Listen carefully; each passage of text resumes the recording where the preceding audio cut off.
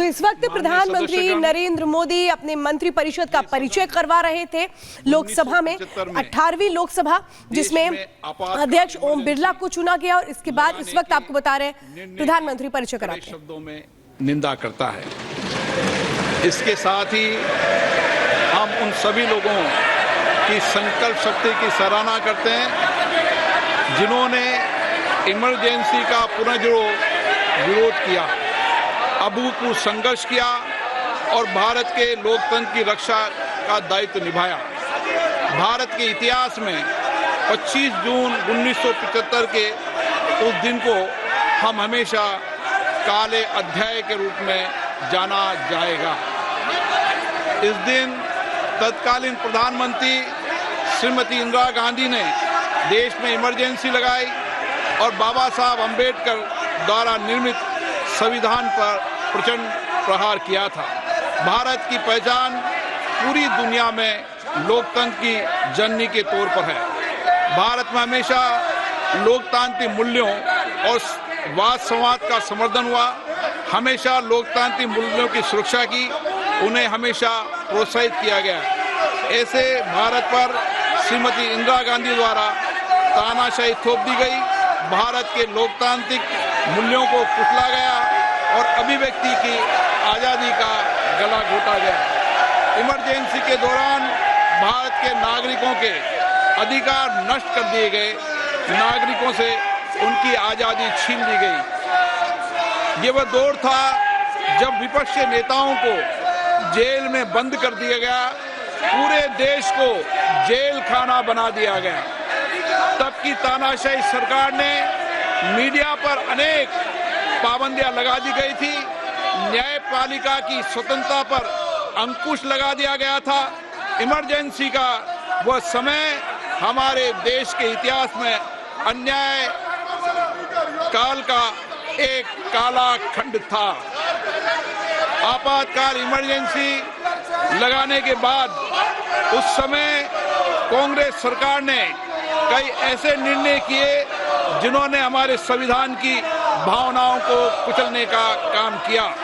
क्रूर और निर्दयी maintenance of internal secretary act Misa में बदलाव करके कांग्रेस पार्टी ये सुनिश्चित किया कि हमारी अदालतें मीसा के तहत गिरफ्तार लोगों को न्याय नहीं दे पाए।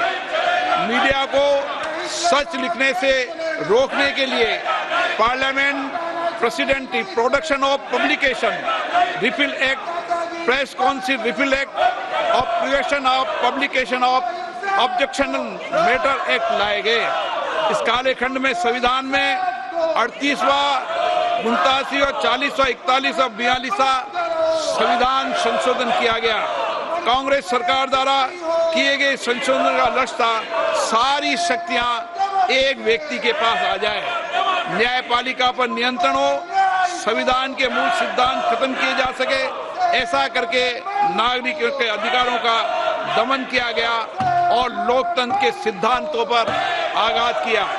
इतना ही नहीं, तत्कालीन प्रधानमंत्री श्री इंदिरा गांधी ने कमिटेड ब्यूरोक्रेसी और कमिटेड जुडिशरी की बात कही, जो उनकी लोकतंत्र विरोधी रवैये का एक उदाहरण है।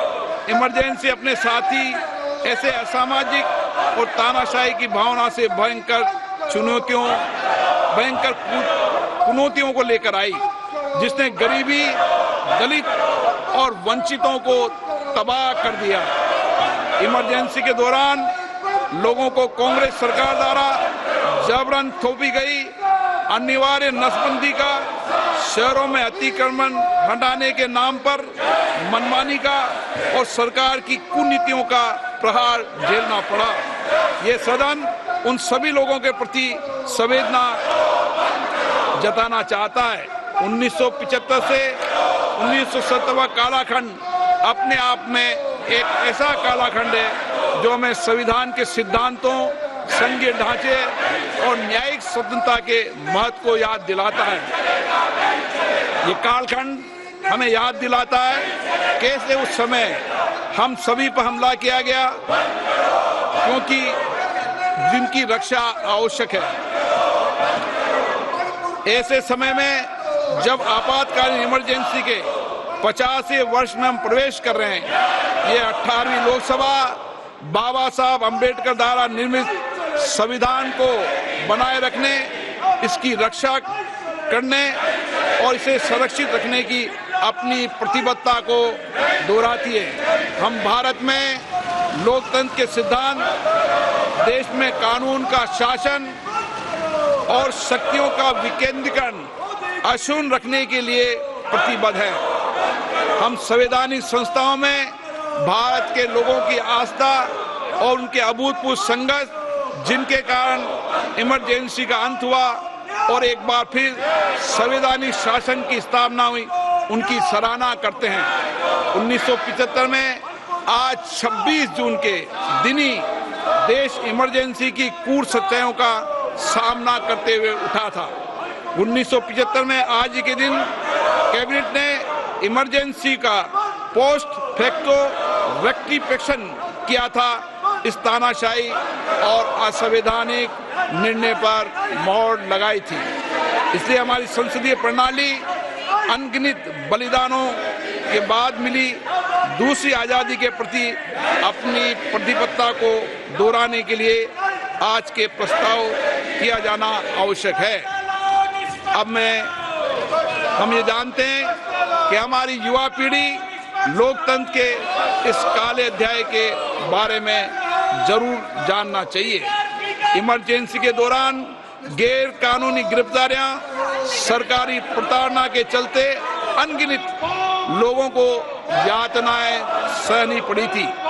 उनके परिवार उनको असमित कष्ट उठाना पड़ा था। इमरजेंसी ने भारत के कितने नागरिकों का जीवन तबाह कर दिया था, कितने लोगों की मृत्यु हो गई थी। इमरजेंसी के इस काले खंड में कांग्रेस की तानाशाह सरकार के हाथों अपनी जान गंवाने वाले भारत के ऐसे कर्तव्यनिष्ठ और देश में प्रेम करने वाले नागरिकों की स्मृति में हम सब 2 मिनट का मौन रखते हैं।